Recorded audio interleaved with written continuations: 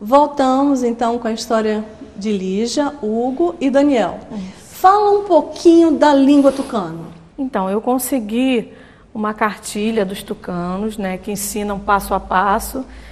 Eu tenho buscado estudar um pouco para entender até a dificuldade do meu filho de conseguir aprender o português. Ele usa uns fonemas diferentes que eu fico desconfiada, falo, meu Deus, deve ter a ver com a língua.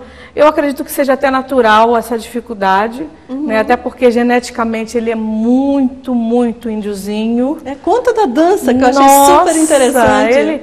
Ele tem toda a característica. Uma que me espantou inicialmente foi a questão da tolerância à dor. Ele cai, ele bate a cabeça, ele não expressa nada. Choro, raramente eu escuto o choro do Daniel, né? Então, assim, isso me espantava, com a criança que bate a cabeça, vem com um galo na cabeça e não faz nada. Eu falei, não, esse menino não... Aí comecei a estudar até para entender um pouco, e aí a gente percebe que realmente o indígena tem uma tolerância maior à dor. Tem a questão, quando ele começou a andar e a dançar, a primeira dança dele era um índiozinho todo, sapateando. Dancinha da chuva. Dancinha da chuva, um dia ele veio da minha cozinha com uma colher de pau e um outro objeto na mão assim. Eu falei, meu Deus, ele vai para a guerra.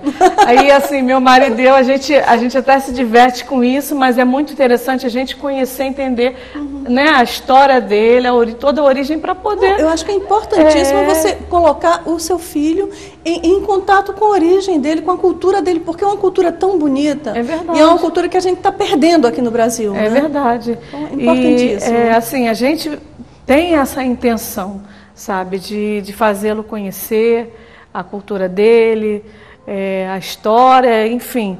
Tudo que a gente puder trazer ao conhecimento do Daniel, essa é realmente a nossa intenção, né? E ele tem realmente todas essas características muito fortes. E a língua, eu acredito que a dificuldade com o português também tem um pouco a ver.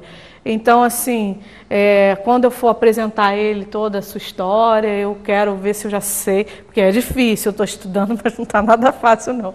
Porque eu não sei, né, futuramente qual a intenção dele, se ele quiser ir em São Gabriel, seria interessante ele saber falar alguma coisa, enfim. Eu, como mãe, eu acho que eu tenho esse papel, apesar dele estar sendo criado, né, fora, como todo pai e mãe que gera seu filho, ele tem a liberdade de criar seu filho onde bem entender, né?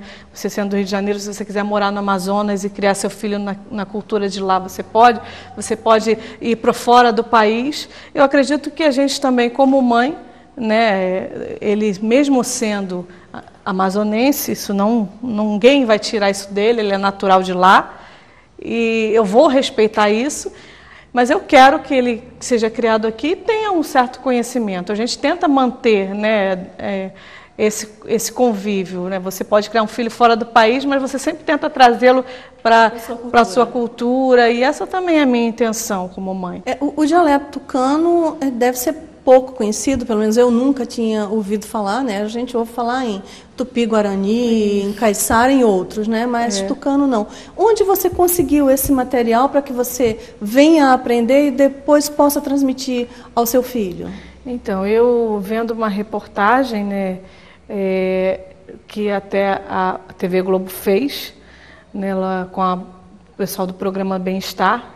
Eles fizeram uma reportagem lá com os peticionários da área de saúde e a apresentadora Mariana Ferrão, ela teve um contato muito grande com os tucanos. Então eu passei um e-mail para ela e eu descobri que ela tinha recebido de uma professora de tucano lá uma cartilha, que eu li no jornal essa informação. E aí eu fui um pouco cara de pau, mandei um e-mail pedindo a cópia da cartilha, e aí eles se interessaram pela história e fizeram contato comigo e perguntaram até se queria gravar uma reportagem, e nós falamos um pouco, né, sobre a chegada do Daniel, tudo isso, e ela me presenteou com essa cartilha, que geralmente se consegue junto à FUNAI, né?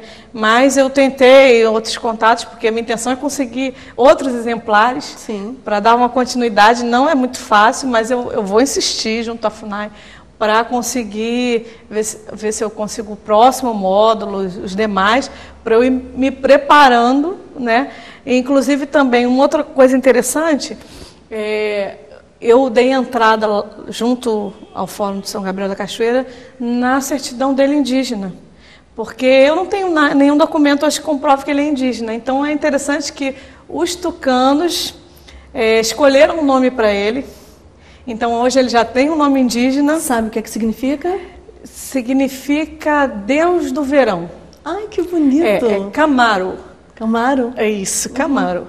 É o nome dele indígena e eu fiz questão porque futuramente, caso ele queira se identificar como indígena, ele precisa de alguma coisa que diga que ele é indígena. Então, por eu não ter intenção nenhuma de escondê-lo, ele tem a certidão dele, né, convencional, mas ele também tem a certidão indígena, né, emitida pelo cartório lá, identificando ele como indígena. Identidade e com nome, cultural. Identidade cultural, com o nome de tucano. Muito interessante.